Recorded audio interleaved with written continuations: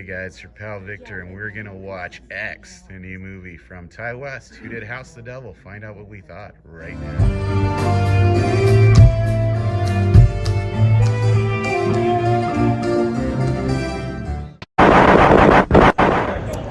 Hey guys, it's your pal Victor here, and we just got out of watching X, and this is supposed to be Ty West's big comeback after a couple of little disappointing features. And I'm gonna say I like the aesthetic of this movie. I think we've reached the point in horror films now where we're no longer referencing 70s horror films, but we're referencing directors who've made their stylized version of the 1970s.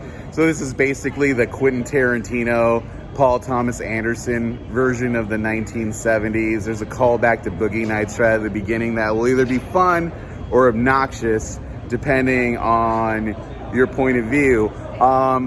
The film is largely, you could watch it, you could see it in other ways. It's Ty West's ode to 1970s horror films. There's lots of callbacks to films like Texas Chainsaw Massacre, Brian De Palma's split screen filming in movies like Carrie or others that you can check out the Brian De Palma split screen film Au revoir, The Shining, films like that.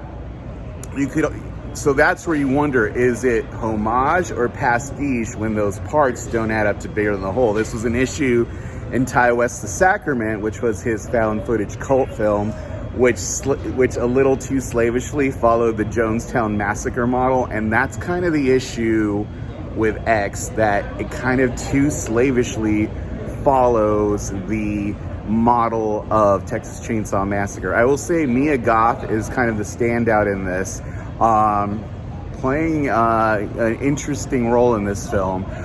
There's a lot of characterization that's going on in the film that I think is really cool.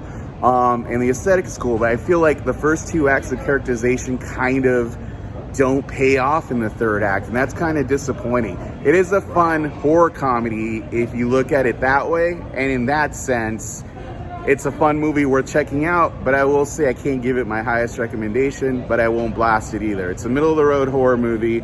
There's some cool visuals here. There's some cool gore. First two acts are really good, just the third act doesn't really pay off. Those are my 2 cents. If you enjoy what I'm speaking, follow me on Cult Classics right here. Subscribe, like, hit the bell icons.